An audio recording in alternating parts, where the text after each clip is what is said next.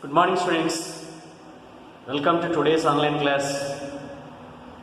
In previous video, we covered the introduction of electromagnetic induction, definition of electromagnetic induction.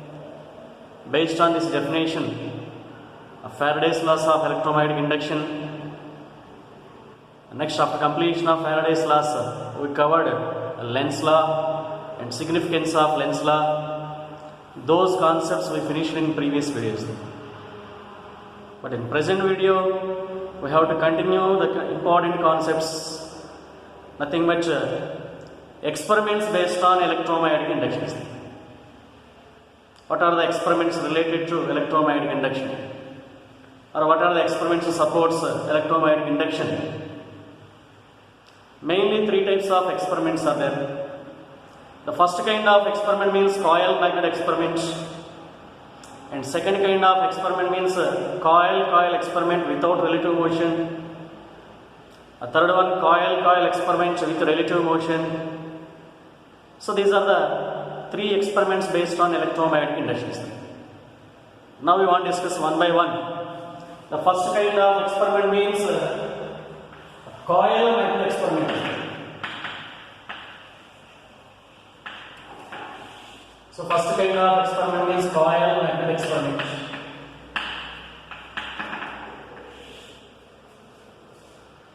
So it is the first experiment based on electromagnetic induction, nothing but coil magnet experiment. And coil means a circular coil or solenoid is there. And we know the second one is nothing but a magnet is there. To explain a first experiment required elements means first one is nothing but coil. At the ends of coil, a galvanometer is connected.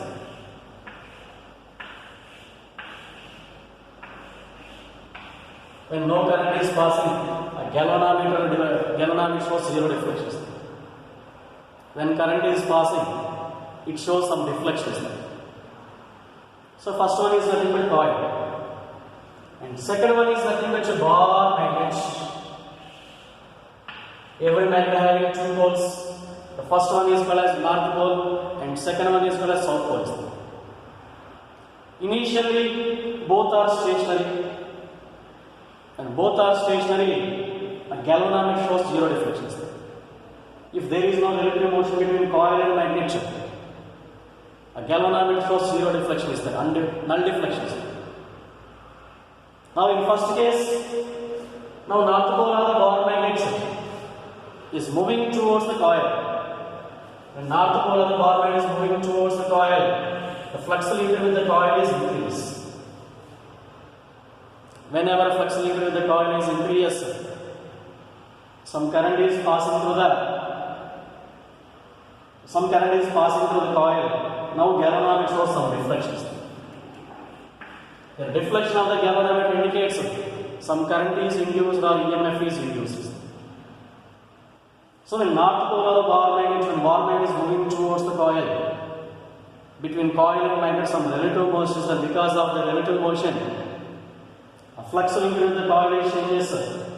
A current is produced, galvanometer shows some deflection in one direction. Now north pole of the bar magnet is moving away from the coil. Now the bar magnet is moving away from the coil. A flux linked with the coil is changes. The change in flux linked with the coil can produce current in opposite directions. So when bar magnet is moving towards the coil, galvanometer shows deflection in one direction. And bar magnet is moving away from the coil, galvanometer shows deflection in opposite directions. So between coil and magnet, if any relative motion is there, a flux linked with the coil changes, galvanometer shows some deflections. If both are stationary, there is no relative motion between coil and magnet, a galvanometer shows zero deflections. So that is about the first experiment, nothing but coil magnet experiment. And flux linked with the coil changes, EMF or current is induced. When current is induced, galvanometer shows some deflections. So that is about first experiment. Next, Based on electromagnetic induction, second experiment means coil experiment without relative motion. Coil experiment without relative motion, no relative motion between two coils. So to explain the second experiment, we require two coils. The first one is one coil and second one is one more coil. So assume it is first coil. It is first coil or first solenoid. At the ends of first solenoid, a galvanometer is connected. At the ends of first solenoid or coil, one galvanometer is connected. Initially, no current, galvanometer shows zero deflection, non deflection. And nearer to this first coil, and one more coil is there. So it is the second coil or second solenoid. At the ends of second solenoid, a standard battery and pressing keys are connected. At the ends of second coil, one battery and pressing key is there. But what is the use of pressing key? When key is pressed, a current pass through second coil is increased. Automatic flux linked with the second coil is also increased. Again, key is open. A current pass through the second coil is decreased. The flux produced, flux due to second coil is also changed. Decreased. So that is the importance of pressing key. So pressing key increase, we can change the current. We can increase the current or decrease the current. So that is about construction of a coil experiment. And totally here two coils are there. S1 is first coil and S2 is second coil. And two coils are placed nearer to each other. At the ends of first coil, only galvanometer is there, no battery, only galvanometer. At the ends of second coil, standard battery and the pressing keys are connected. So that is about construction of a coil experiment. Now, initially key is open, only battery is connected. So initially constant current is passing through a solenoid. Initially constant current is passing through solenoid. Every current carrying conductor produces magnetic field. This current carrying coil or solenoid is also produces magnetic field. And magnetic field consisting of lines of forces. And constant current is passing, a constant flux is there. Automatically the same constant flux is also linked with first coil. So in constant current, when constant current is passed through second coil, constant flux is linked with the first coil. Constant flux never produces current. So now galvanometer shows zero deflection. Now the key is closed, key is pressed. When key is closed, automatically current passing the second coil is increased. Current is increased means field produced by second coil is also increased. A flux linked with the first coil is also increased. An increasing flux can produce current in one direction. So key is pressing the second coil. Field due to second coil is increased. Flux linked with the first coil is increased. Whenever flux linked with the coil changes, current or EMF is induced. And current is produced, automatically galvanometer shows one deflection in one direction. Next, now again key is open. When key is open, a current passes second coil is decreased. When current passes second coil is decreased, the field due to second coil is also decreased. The flux linked with the primary coil, first coil is also decreased. So whenever flux linked with the coil is decreased, decreasing flux can produce current in opposite directions. Increasing flux can produce current in one direction, decreasing flux can produce current in opposite directions. So whatever it may be, current passing through second coil is increase or decrease. The galvanometer in first coil shows some deflections. So whenever flux linked with the coil changes, a EMF or current is induced. Such kind of phenomenon is known as electromagnetic induction. Two coils are remains the same. There is no relative motion between two coils. Simply we can increase the current or decreasing the current. We can increase the flux or decrease the flux. Whenever flux is increased or decreased, current or EMF is induced. Such kind of phenomenon is called as electromagnetic induction. The two coils are remains stationary. Only current is increased or decreased. Only flux is increased or decreased. Current is produced in one direction and opposite direction. So that is about second experiment based on electromagnetic induction. Nothing but coil experiment without relative motion. Next, based on electromagnetic induction, the third experiment. Nothing but coil experiment with relative motion.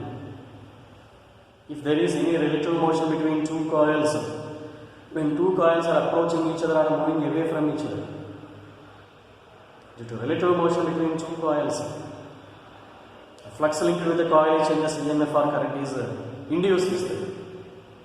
So to explain third experiment, again we need two coils or two solenoids. Assume the first solenoid, at the ends of first solenoid only galvanometer is connected. Initially no current is passing. Galvanometer shows zero deflection. So the first coil S1 is there. Nearer to first coil, one more coil is there. It is one more coil or one more solenoid. It is named as S2. At the ends of second coil or second solenoid, one standard battery is there.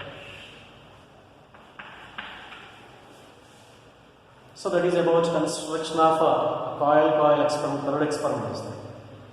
At the ends of first coil only galvanometer. At the ends of second coil only battery is there, no pressing key is there. So that is about construction is there. And we know initially constant current is passing through second coil. Every current carrying conductor produces magnetic field. Constant current can produce constant field. So initially two coils are stationary.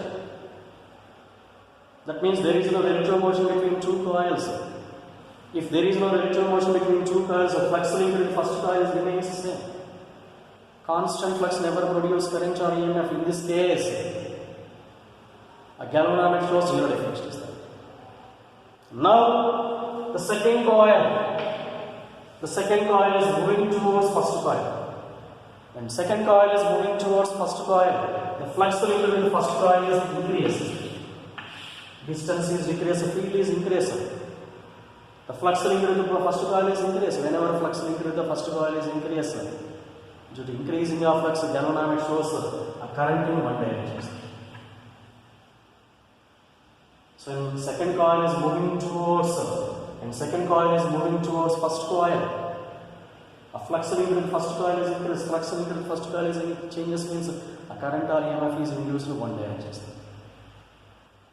Next, now the second coil is moving away from the first coil. Second coil is moving away from the first coil. A relative motion is increased. Distance between two coils is increased. When distance is increased, field is decreased. A flux linked with the first coil is decreased. So when second coil is moving away from first coil, the flux linked with the first coil is decreased. Decreasing flux can produce current in opposite directions. So in this way, due to relative motion between two coils, the flux linked with one coil changes. Whenever flux linked with the coil changes, EMF or current is induced. Such kind of phenomenon is called as electromagnetic induction. So that is about third experiment based on electromagnetic induction. So in all the experiments, whenever flux linked with the coil changes, EMF or current is induced. We can change the flux in so many ways. Due to motion of the coil and magnet, due to motion between coils, or when increasing current or decreasing current. So we can change magnetic flux in any way. Whenever flux linked with the coil changes, current or EMF is induced. Such kind of phenomenon is called as electromagnetic induction. So these are the three experiments based on electromagnetic induction. All the three experiments are very, very important. Every single experiment is important for 3 marks. So many times given.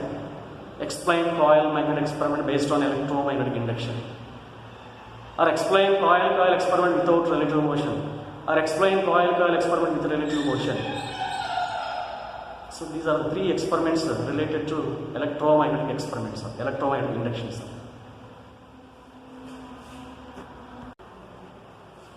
Next, in electromagnetic induction, next continuation concept means Fleming's right hand rule is there. In previous chapter, moving charges, we discussed Fleming's left hand rule is there. With the help of Fleming's left hand rule, we can identify direction of magnetic force acting on current carrying conductor, or we can identify direction of magnetic force acting on a charge moving inside the magnetic field. So that is the importance of Fleming's left hand rule. But it is called as a Fleming's right hand rule, and this rule is also called as a dynamo rule, cycle dynamo rule, and it is also called as a generator rule. So what is the importance of this rule? So according to Fleming's right hand rule, any coil or conductor moving inside the magnetic field, so any coil or conductor moving inside the magnetic field, due to motion of the conductor or coil, a flux linked with the coil changes automatic current or EMF is induced. So with the help of this Fleming's right hand rule, we can identify the direction of induced EMF.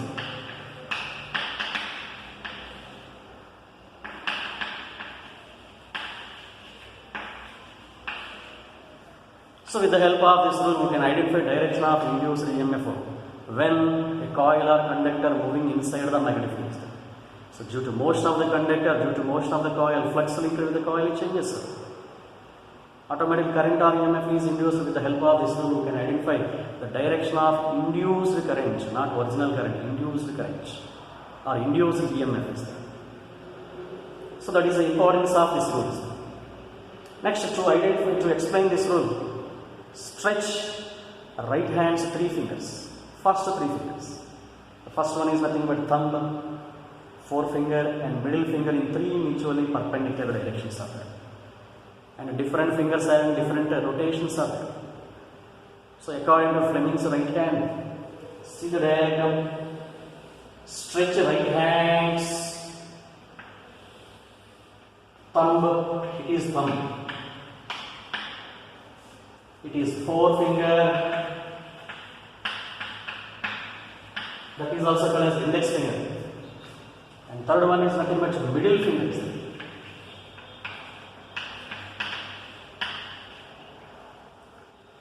So stretch right hand's forefinger, thumb and middle finger in three mutually perpendicular directions. So angle between these two is perpendicular. Angle between these two is perpendicular. Angle between these two is also perpendicular. So thumb, forefinger and middle finger stretch in three mutually perpendicular directions. And different fingers have different notations are there. The forefinger always gives magnetic field. A forefinger always gives direction of magnetic field. Forefinger indicates direction of magnetic field in Fleming's left hand rule as well as right hand rule. And thumb represents most of the conductor. That means any conductor moving inside the magnetic field, perpendicular to or parallel to whatever it may be.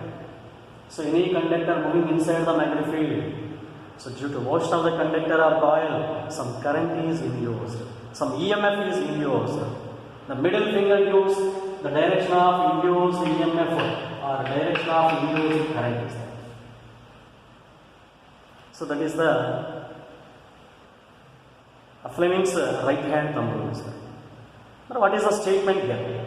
According to this Fleming's right hand thumb rule, stretch right hands, thumb, forefinger, middle finger in three mutually perpendicular directions. Thumb represents motion of the conductor. Forefinger indicates direction of magnetic field. Then automatically middle finger represents direction of induced EMF or direction of induced EMF inside the conductor or coils.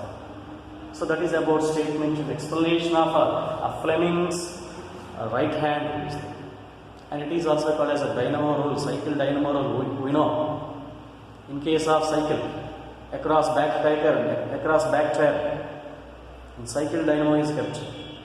That cycle dynamo is rotating along with the tire, and tire is rotating. The cycle dynamo is also rotating. So when rotation of the and this wheel of cycle dynamo is connected to one coil. When wheel is rotating, coil is also rotating inside the magnetic field, and coil is rotating inside the magnetic field due to motion of the coil. Current or EMF is induced due to induced current. The front side light will be closed. So that is about Fleming's right hand rule, generator rule, cycle dynamo rule. We can identify direction of induced current or induced EMF is there. Next continuation concept, a very important concept, 3 marks concept. This question is given so many times, or 3 marks is there. So that question or the concept is called as motional EMF is there. What is meant by motional EMF? Inducing of EMF due to motion of the conductor. So inducing of EMF due to motion of the conductor is called as a motional EMF. And here a conductor makes what kind of motion is translatory motion, linear motion. And this EMF is also called as a translatory EMF or linear EMF. So that is about definition of motional EMF. Inducing of EMF due to motion of the conductor, that is called as a motional EMF. To explain this motional EMF, first observe the diagram. Assume it is one uniform magnetic field. At every point, strength of the magnetic field is same, and at every point, direction of magnetic field is also same. That kind of magnetic field is called as uniform magnetic field. At every point, strength of magnetic field is same, and at every point, direction of magnetic field is into the plane, into symbols. According to Fleming's right hand rule, 4-finger use direction of magnetic field. So 4-finger use direction of magnetic field, direction of magnetic field into the plane. So that is about uniform magnetic field into the plane. Next, inside this uniform magnetic field, one L length of the conductor is placed. So assume PQ is a conductor. PQ is a conductor of length L. Initially, the position of conductor is nothing but PQ is there. L length of the conductor initially kept in a uniform magnetic field. Now this conductor moving with a velocity v, any conductor moving inside the magnetic field. In a small interval of time, this conductor makes small displacement dx. In a small interval of time dt, the conductor makes displacement dx. So initial position is PQ. After small interval of time dt, the final position of the conductor is nothing but P dash. So P dash means the final position of a conductor. In a small interval of time, it is moving from this place to this place. In a small interval of time, it covers some area. So in a small interval of time, it covers a small area. A small area means dA. This area seems to be a rectangle.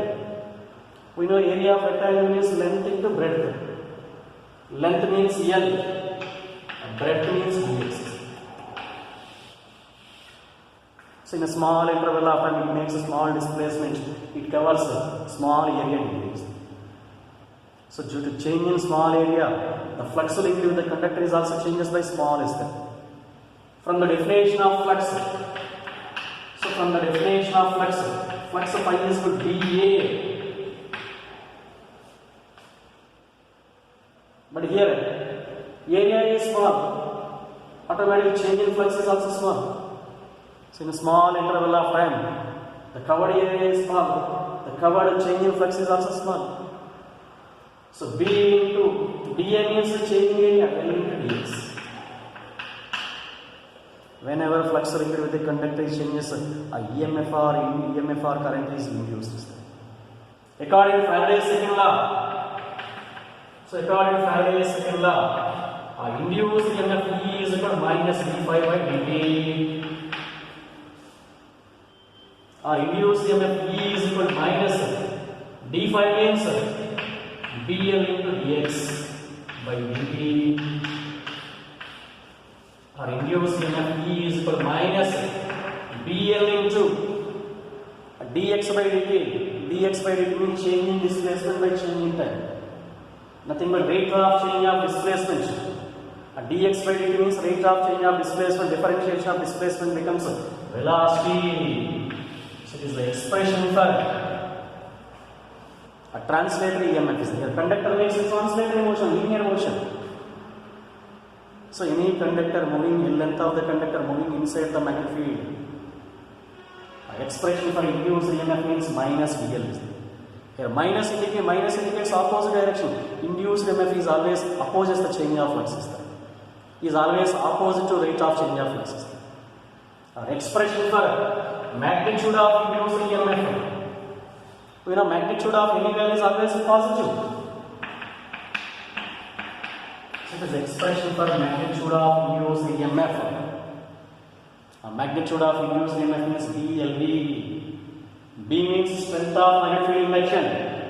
L means length of the conductor. V means velocity. So L length of the conductor moving inside the magnetic field with a velocity V, moving perpendicular to magnetic field with a velocity V. Then expression for a translatory EMF E is called BLV. So it is mainly depends on these three factors. If a conductor makes an angle theta, if conductor makes an angle theta, if the conductor moving perpendicular to magnetic field, induced EMF is maximum BLV. If the conductor makes an angle theta, its translated EMF becomes BLV sin theta. Because induced EMF or induced current is always sinusoidal nature. Conductor moving perpendicular to magnetic field is theta value is sin 90 value 1. Induced EMF is maximum. So that is about expression for induced EMF or expression for motional EMF. So inducing of EMF due to motion of the conductor is called as motional EMF. And what is the direction of induced EMF? How to identify means according to Fleming's right hand rule. According to Fleming's right hand rule, forefinger use direction of magnetic field into the plane. Thumb indicates motion of the conductor. Thumb indicates motion of the conductor. Then middle finger indicates direction of current. That means, according to diagram, the length of the conductor moving perpendicular to magnetic field with V velocity, then expression for direction of induced EMF or direction of induced current means upward direction. Or if the conductor moving with velocity along this direction. Now what is the diagram? Forefinger indicates direction of magnetic field. Thumb indicates motion of the conductor. Then middle finger indicates the direction of induced current or induced EMF. So direction of motion is changes. Direction of induced EMF or current is also changes. And the direction of induced EMF is identified with the help of Fleming's right hand rule. So that is about very important concept. Nothing but motional EMF, translatory EMF. A magnitude of translatory EMF becomes BLV. With an angle means BLV sin theta. So that is about the end of today's concepts. We will discuss remaining concepts in next video.